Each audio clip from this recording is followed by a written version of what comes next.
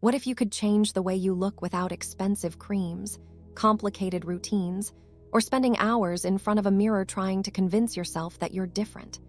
What if the first place you had to change wasn't your face at all, but the image of yourself that you repeatedly experience in your mind? Today's story is fascinating because the person who shared it wasn't even particularly obsessed with appearance. They simply decided to experiment with something incredibly simple, and over time, they began noticing changes they never specifically intended to create. Welcome back to Real Life Manifestations. On this channel, we share real manifestation success stories and explore the ideas behind the law of assumption, Neville Goddard, visualization, and the power of changing your inner state. And just to be clear, today's story is someone else's experience that was shared as a success story. We're not presenting it as medical or scientific proof, but rather as an interesting personal experience and an example of how someone used imagination to change the way they experienced themselves. The person begins by comparing two photographs of themselves. The first photo was taken a few years ago, and they were wearing makeup in that picture. The second photo was taken when they were around 46 years old. But here's the interesting part. They're now 54 and soon to be 55, and looking at themselves today, they feel that they actually look younger than they did in the photograph taken when they were 46. That alone caught their attention, but there was something else they noticed that made the experience even more interesting. A small beauty mark on their cheek had disappeared, and they weren't even trying to make that happen. It wasn't part of their intention or something they had been deliberately visualizing. It simply wasn't there anymore. And perhaps the most interesting part of the story is that this person says they don't particularly care that much about looks. They weren't someone who was constantly worried about their appearance or desperately searching for ways to look younger. In fact, because they didn't care that much about it, they figured appearance might actually be an easy thing to experiment with. So they decided to try something extremely simple at bedtime. They chose one particular person whom they believed looked young and beautiful. Then, when they went to bed, they would bring that person into their imagination. They would see her standing directly in front of them as clearly as they could. But they didn't stop at simply looking at her. This is where the technique becomes particularly interesting. Instead of imagining themselves looking at this young and beautiful person from the outside, they would mentally step into her body. They would imagine themselves becoming her, and then try to experience what it felt like to be her from that particular aspect, to experience the feeling of being young and beautiful. Think about the difference. Instead of saying, "I want to look like her," the imagination shifts toward, "What would it feel like if this were already me?" They weren't simply observing beauty. They were attempting to experience themselves from the perspective of someone who already possessed the qualities they desired. And according to their story, that was essentially all they did. They didn't suddenly start using a collection of expensive skincare products. They didn't introduce some complicated beauty routine. They simply continued washing their face as usual. They weren't using special creams or doing anything dramatically different with their skincare. They also exercised, but even that wasn't anything new. They explained that they were exercising in the same way they had been for years. There wasn't some completely new workout routine that could explain the changes they were noticing. The deliberate practice was the imagination. Night after night, they would see this particular young and beautiful person in their mind, mentally step into her body, and try to experience what it felt like to be her. And then there was another feature they had been conscious of for a very long time: their double chin. They said they had disliked their double chin for years. It was something they had noticed about themselves and weren't particularly happy with. But when they looked at themselves now, they felt that it looked dramatically better. Again, this wasn't something they had created a separate technique for. They weren't sitting there every night specifically visualizing a different chin. Their practice was centered around experiencing themselves as young and beautiful. And yet, according to their account, they began noticing changes in other areas of their appearance as well. This is what makes the story so interesting from a law of assumption perspective. Because if you're familiar with Neville Goddard's teachings, you'll recognize the underlying idea immediately. Neville repeatedly emphasized the importance of entering the state of the person who already possesses the desired reality. The focus isn't supposed to be on desperately chasing something that isn't there.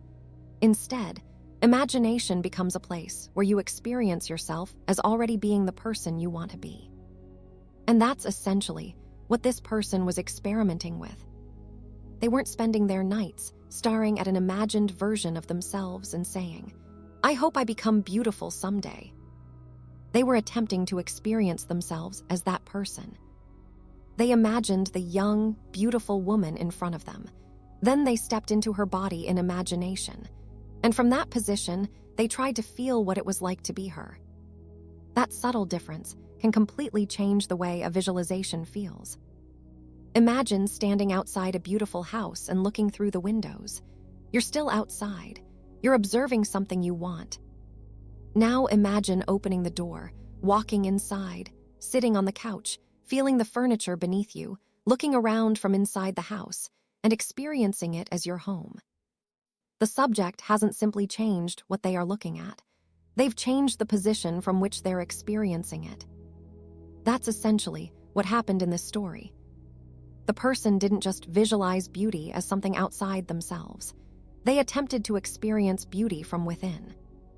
And perhaps that's why this story is worth paying attention to, regardless of whether you personally interpret the results as manifestation, psychology, imagination, coincidence, changes over time, or some combination of factors.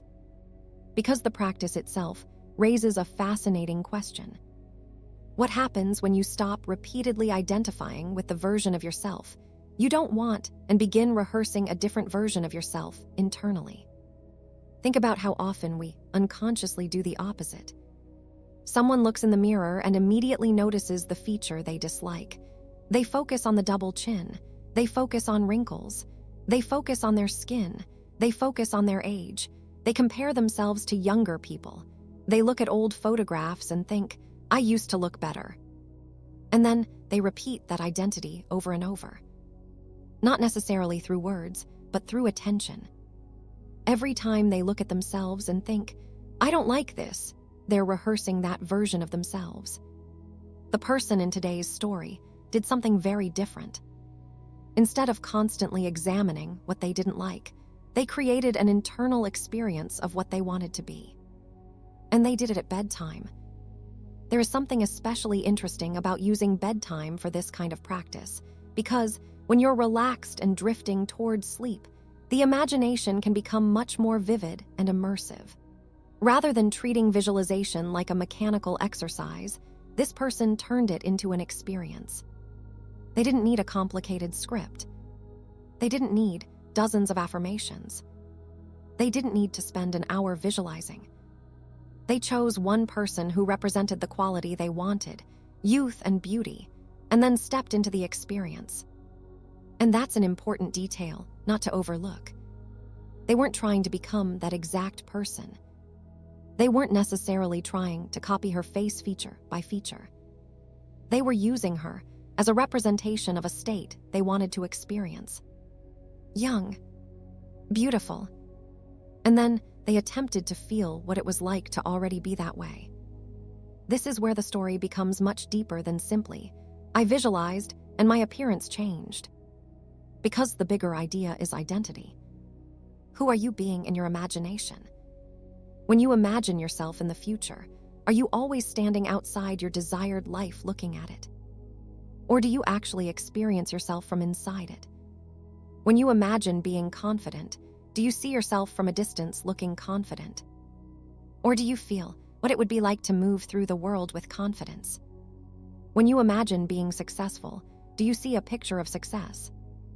Or do you imagine waking up as the successful version of yourself and experiencing your life from that identity? And when you imagine looking the way you desire, do you simply see a picture of your face? Or do you step into the experience and allow yourself to feel what it would be like if this were simply who you are? That's the distinction this story illustrates so beautifully. And there's another detail here that I think is especially important. The person wasn't obsessed with the outcome. They actually said they don't particularly care about looks. That means they weren't approaching this with the kind of desperation that often accompanies intense manifestation attempts. They weren't waking up every morning and frantically checking the mirror to see whether something had changed. They simply chose something they thought might be easy to experiment with and incorporated the visualization into their bedtime routine. Then life continued. They washed their face. They exercised as they normally did. They went about their day. And according to their account, eventually they began noticing the difference. They felt that they looked younger at 54 than they had at 46. They noticed that the beauty mark on their cheek was gone, even though they hadn't intended to remove it. And they felt that their long-disliked double chin looked significantly better. Now, does this mean everyone who performs this visualization will experience exactly the same physical changes? No, we shouldn't turn one person's personal story into a guaranteed formula or medical claim. But that doesn't make the underlying experiment any less interesting. Because the real lesson isn't necessarily that you can copy this person's exact results. The lesson is to notice the state they repeatedly occupied in imagination. They weren't trying to force reality. They weren't fighting their reflection. They weren't spending all night thinking about everything that was wrong. They were practicing a different internal experience. And if you've been following Neville Goddard's teachings, that should sound familiar. The idea is that imagination isn't merely a place where you entertain random fantasies. It can become a rehearsal space for identity. You can repeatedly experience yourself as the person who already has the quality you desire. And the more natural that identity becomes internally, the less effort it may require. Eventually, you aren't trying to convince yourself every second. You're simply experiencing yourself differently. That's the part I want you to think about tonight. If you were to forget your current reflection for a moment, forget the old photographs, forget every feature you currently criticize, and simply imagine that you already look the way you desire, what would that feel like? Not what would you say. What would it feel like? How would you carry yourself? How would you look at yourself? How would you wake up? How would you move through the day? Would you constantly check whether the change had happened? Or would it simply feel normal? Because perhaps the most powerful part of this story isn't the fact that this person imagined themselves as young and beautiful. It's that, in imagination, they stopped looking at beauty as something belonging to someone else. They stepped into it. They experienced it from within. And then they left the imagination and continued living their life. That is a very different mindset from constantly saying, I need to change. Instead, the internal experience becomes, this is who I am. And if you're going to experiment with this yourself, perhaps don't make it complicated. At bedtime, when you're relaxed, choose an image that represents the version of you that you want to experience. Maybe it's youth. Maybe it's confidence. Maybe it's beauty. Maybe it's vitality. Whatever quality you're working with, don't just watch yourself from the outside. Step into the experience. Imagine looking through your own eyes. Imagine being inside that body. Imagine what it feels like to already possess the quality. Don't force it. Don't strain. Don't obsess over whether the physical world has caught up. Just experience it, and then let it be. Because the story we heard today is ultimately a reminder of something that sits at the heart of the law of assumption. Sometimes the most powerful shift isn't trying harder to obtain something. It's changing the version of yourself that you repeatedly experience. This person wasn't trying to create a complicated manifestation ritual. They simply imagined one particular person they considered young and beautiful, saw her in front of them, stepped into her body in imagination, and tried to experience what it felt like to be her. They didn't change their skincare routine. They didn't start using special creams. They continued exercising as they had for years. And according to their story, over time they noticed that they looked younger than they had years earlier. Their beauty mark had disappeared, and their double chin looked much better, even though some of those changes were never consciously intended. Whether you see this as manifestation, the power of imagination, a shift in self-perception, or simply an intriguing personal experience, there's one question worth taking with you tonight. What version of yourself are you rehearsing every day? Because whatever you repeatedly return to in your imagination becomes familiar. And sometimes, the first place your new reality appears isn't in the mirror. It's in the way you see yourself when nobody else is watching. If this story gave you a new way to think about manifestation, don't just listen to it and move on. Tonight, experiment with it.